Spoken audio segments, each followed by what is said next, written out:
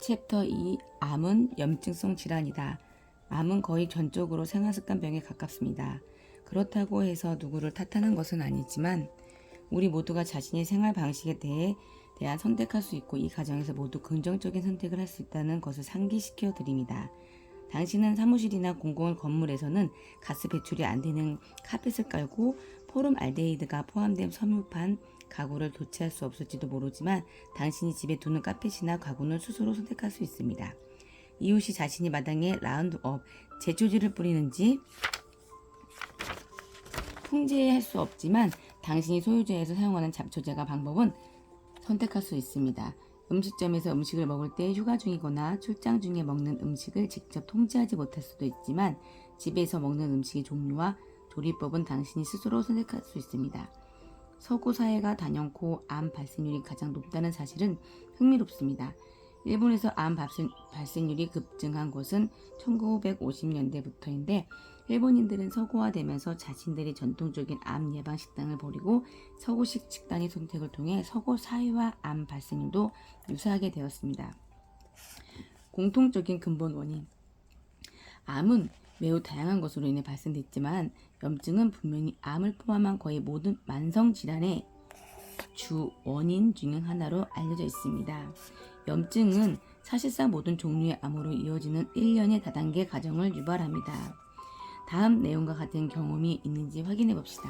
만약 여러분이 망치로 엄지손가락을 잘못 때리거나 발목을 띄어본 적이 있다면 여러분은 종종 빨갛게 부어오르고 멍이 들고 아픈 것이 특징인 급성 염증 반응을 경험해 본 적이 있다고 할 수 있습니다.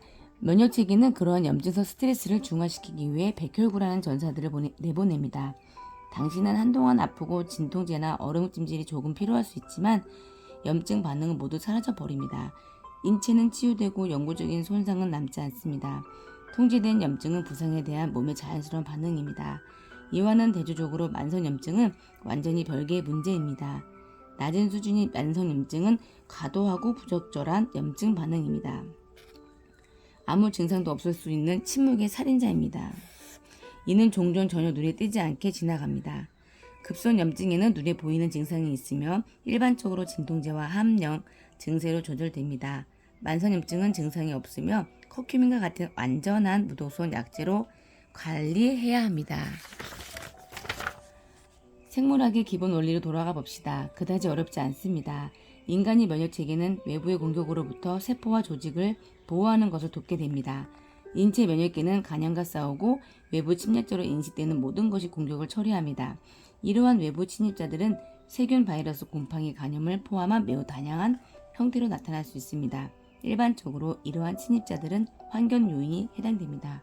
당신이 몸에 넣는 것을 여러분이 숨쉬는 공기 그리고 여러분이 마시는 물입니다. 이러한 침입자들은 오래 심지어 수십 년 동안 지속될 수 있는 낮은 수준의 염증을 유발할 수 있습니다. 만약 이들이 계속 확인되지 않고 방치된다면 모든 중요한 면역체계를 포함한 당신의 일부 생물학적 기능을 방해하게 됩니다.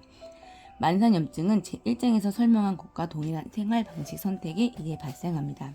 가공식품 및 불량식품 섭취, 과식, 흡연, 오염된 대기 속에서 호흡, 도시수돗물 음용, 유독성 개인위생용품 사용, 샴푸, 비누, 치약, 화장품, 탈취 등 유독성 세척제, 석유, 화학제품 및 가스, 홈, 살충제 및 제초제, 유독성 환경, 가스 배출, 카페, 가구 및 친구, 생활 및 작업. 만약 당신이 비만이나 당뇨병, 심장병, 알츠하이머병, 골다공증, 우울증, 암 등을 앓고 있다면 만성 염증에 비해 유발되는 질병을 가지고 있는 것입니다. 아직 이런 질병은 없으시다면 운이 좋으시다 생각하고 적극적으로 대처하셔서 그런 염증을 예방하거나 최소한으로 줄이시길 바랍니다. 만성염증은 당신이 여러 질병에 걸릴 위험을 높입니다. 우리 모두 만성염증 문제에 대해 관심을 가져야 합니다. 염증에서 만성 스트레스의 역할, 장기간 해소되지 않은 스트레스는 만성염증의 또 다른 중요한 원인이 작용합니다. 요즘 스트레스를 매일 어쩌면 1시간 단위로 경험하지 않은 사람이 어디 있겠습니까? 가끔 우리는 스트레스를 느끼지 못하지만 실제로 우리는 아이들을 학교에 데려다 주거나 작업 기한을 맞추거나 교통체증 같은 때문에 스트레스를 받고 있습니다. 이러한 스트레스 요인들은 만성염증을 유발할 수 있습니다. 인간의 신체는 우리에게 초인적인 힘을 주는 일련의 생물학적 사건들을 위협에 대응하도록 설계되었습니다. 상상해 보세요. 당신이 아이가 길거리를 헤매고 있습니다. 아이에 대한 걱정으로 당신의 몸에서 아드레날린이 솟구치는 것을 느낄 것입니다. 당신은 지금까지 상상했던 것보다 더 빨리 달리게 됩니다.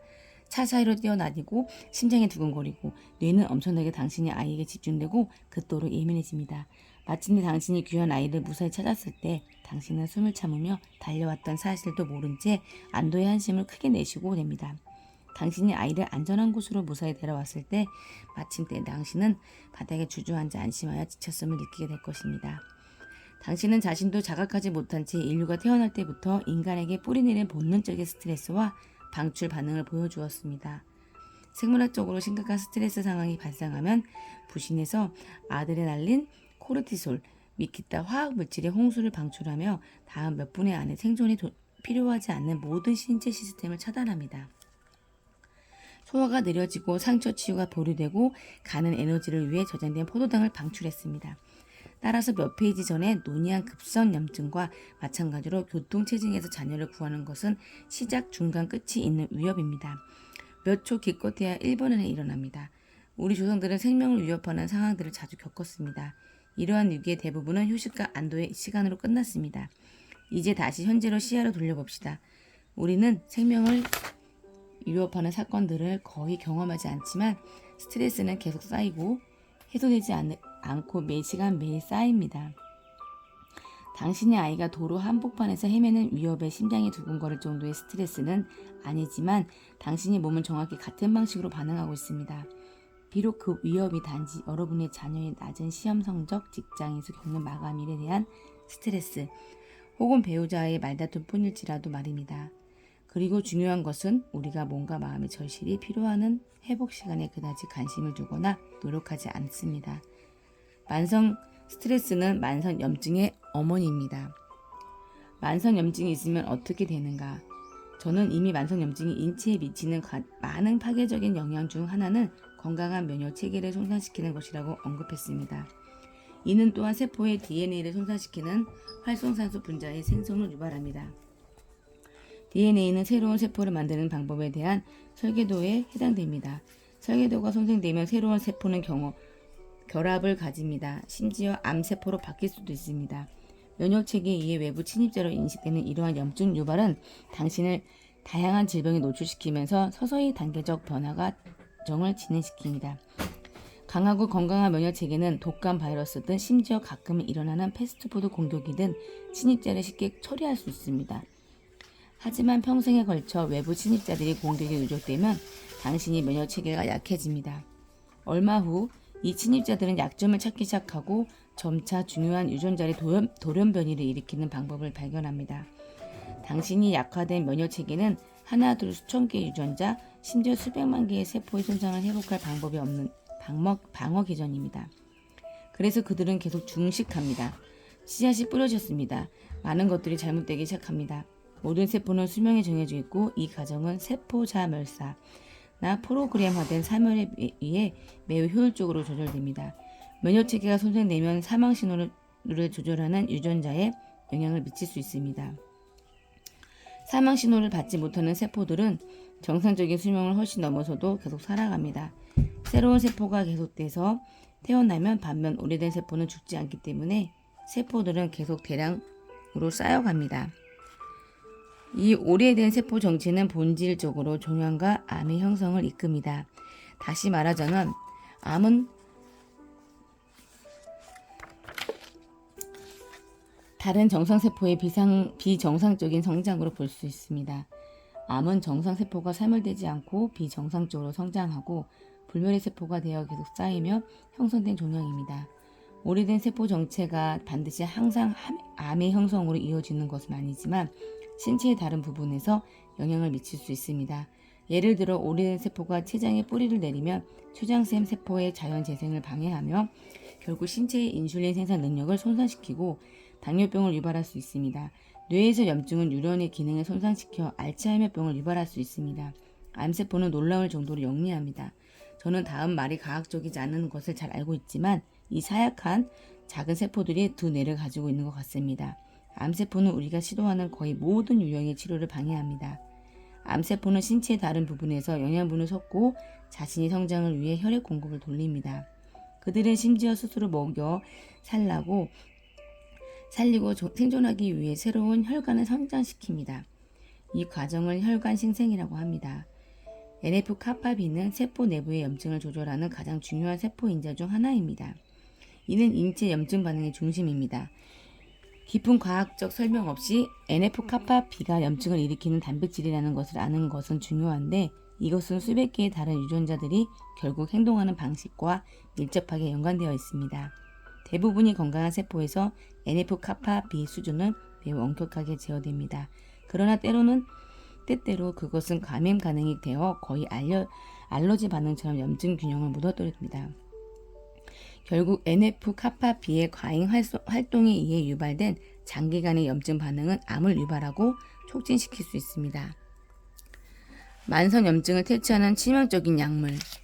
만성 염증 퇴치를 위해 약을 복용하면 안 될까요? 저도 쉽게 대답했으면 좋겠지만 아쉽게도 그렇지 않습니다. 당신은 비스테로이드성 항염증 약물에 대해 들어본 적이 있습니까?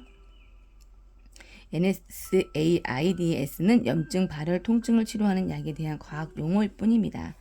여기에는 아스피린, 이부프로벤, 나프록센과 같은 처방전 없이 살 수 없는 일반 의약품뿐만이 아니라 셀레코시프, 피록시캄, 디클로페낙, 옥사프로진처럼 처방약도 포함됩니다.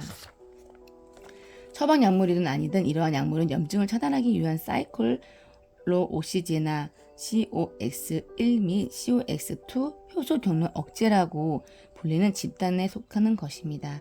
그 모든 것에 대한 복잡한 과학적 설명을 끌어내지는 않겠습니다. 다만 이것들이 방해되거나 차단되어서는 안 되는 시스템이라는 것을 말하겠습니다. 이러한 약물을 복용하는 사람에게는 몇 가지 심각한 건강상의 영향이 있으며 일부는 단기간의 사용으로 인해 나타나기도 합니다. 심장마비 및 뇌졸중 위험 2배 증가, 심장마비 또는 뇌졸중으로 사망할 위험 2배 증가, 위장출혈 때로는 치명적, 위궤양, 신부전, 간부전, 부상이나 수술물 지혈이 안되고 출혈이 지속됨. 사실 미국에서만 매년 NSAID의 이부프로벤의 장기간 사용으로 인한 위장 합병증으로 1,600, 500명이 사망합니다. NSAID 복합요법의 사용으로 인하여 사망한 사람 수를 모두 합치면 그 수는 3,000명으로 늘어납니다. 의사가 일반적으로 이러한 약물을 처방하고 당신은 약국에서 이들을 쉽게 찾을 수 있지만 만성 염증을 완화하기 위해 이러한 약물을 매일 복용하는 것은 안전하지 않습니다. 이런 문제를 피하고 가능한 사용을 자제하고 싶다면 담당 의사와 상의하시길 바랍니다. 당신이 알아야 할 것들. 만성 염증은 증상이 없는 침묵의 살인자입니다. 생활방식의 선택, 특히 식생활 선택과 비만, 방치되는 스트레스는 만성 염증을 유발합니다. 만성 염증을 일으키는 주요 요인은 스트레스입니다. 이런 종류의 염증은 암, 당뇨병, 알츠하이머병, 그리고 노화에 많은 흔한 질병의 원인이 됩니다.